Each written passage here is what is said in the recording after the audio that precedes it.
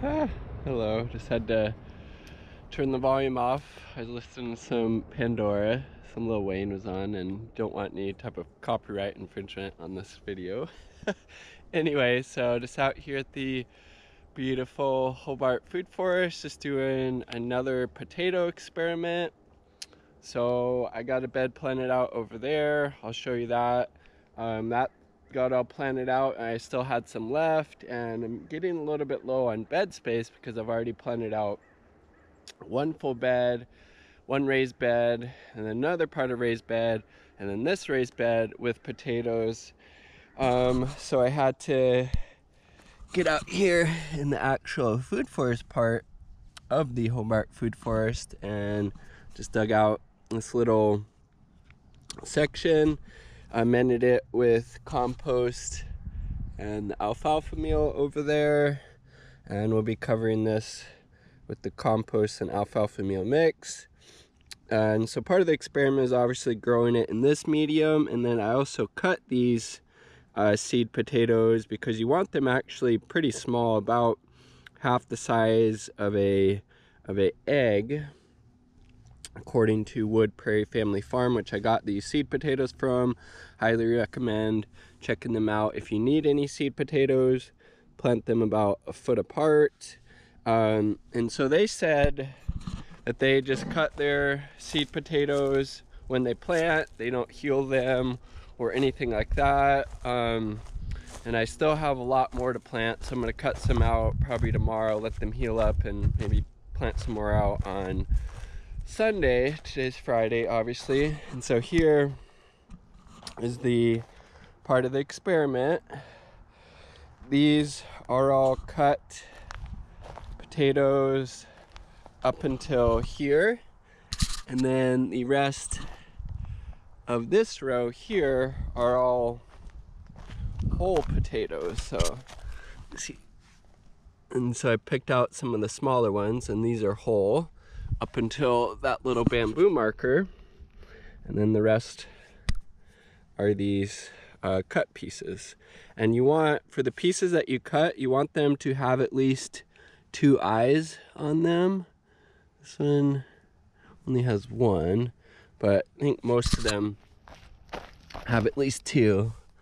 Yeah, see, we got 1 there, oops, shadow, 1 there, 1 there where my thumb is, so that's good. You want at least 2 eyes or 2 sprouts on each seed tater. And so the experiment is obviously cut versus non-cut seed potatoes, and half of this bed was I dug it out just before I planted out some excuse me, some other stuff. It didn't really seem like it was germinating, so this first half of the bed up until this post I just dug out with the pitchfork, kind of get it to aerate a little bit, compact it a little bit less. And this second half of the bed was no dig. I just put compost on top of the soil and seeded it out with some stuff that wasn't really germinating, and just really wanted to focus more on staple crops like potatoes, you know, because they're so calorically dense. You could really live off them if you had to. There was this person a couple years back who actually lived off potatoes for a year, as opposed to, you know, things, you know, like radishes and carrots and beets are really awesome, but you know, you're not going to be able to subsist on those if you had to, as opposed to potatoes. Get boring, but I mean, French fries, baked potatoes, mashed potatoes, you know, boiled potatoes, all of these types of things. So just wanted to get more potatoes in the ground and show you this other experiment that we're using out here. And then this was a bed that's already been planted out with a couple of varieties, some Harmony, some Moonlight, and then we got some Red Rascals right there. And then this bed, mostly Yukon Gold with a couple of different experiments.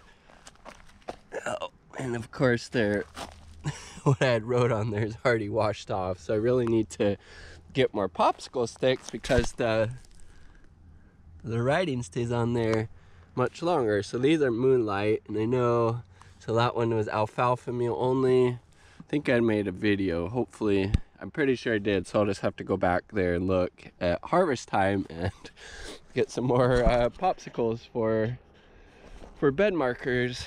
And so I'm definitely not going to plant any potatoes in the greenhouse, maybe in the fall or winter to get some early spring ones, definitely not right now. And so we have 2 beds here that will be mainly for pole beans, both for eating fresh pole beans, and then I also got some dry pole beans I'm gonna get started soon.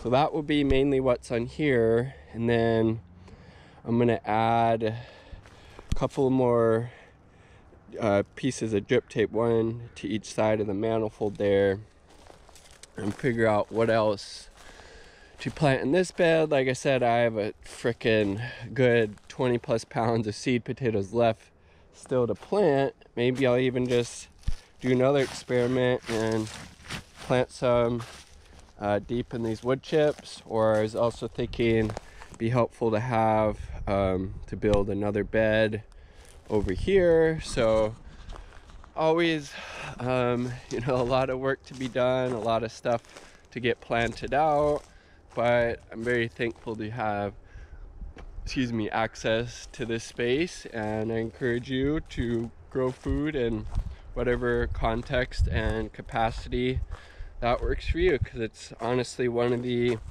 most important things that we can all be doing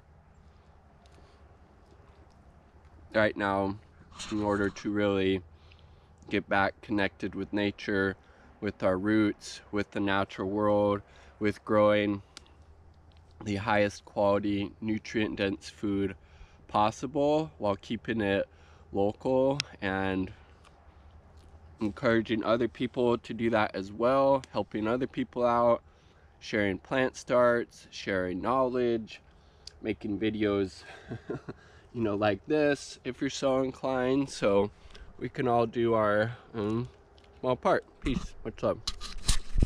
All right, I thought I was done with my potato experiments for the day, but I was mistaken. I still had like 5 leftover seed potatoes and wasn't really sure where to plant them, so I'm gonna do another experiment. Got a nice little layer of wood chips here at the base of this grape. This area gets a lot of sun, and this grape won't really start taking off for a little bit, so we'll see how they do growing wood chips near and under this grapevine. I'm not adding anything to the soil, no compost, no anything like that, just straight wood chips. We will see how they do. Peace. What's up?